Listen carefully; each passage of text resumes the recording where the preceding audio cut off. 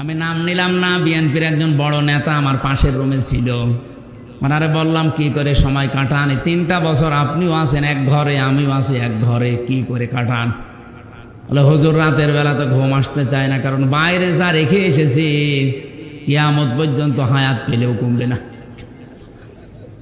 তো ঘুম আসে না ওইসব চিন্তায়।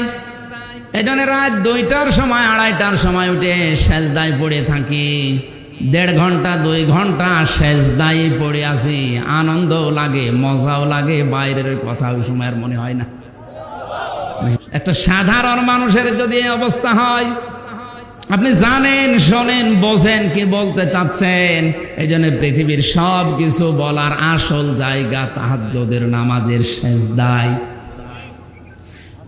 অসজুদ ওয়াকতারিব, আল্লাহ পাক বলেন, হে নবী, সাহাবীরা আপনাকে প্রশ্ন করছে মানুষ কখন আমার নিকটে চলে আসে, আপনি বলেন আমার বান্দারা যখন সেজদায় পড়ে যায় তখন আমি আল্লাহর একেবারে কাছে চলে আসে।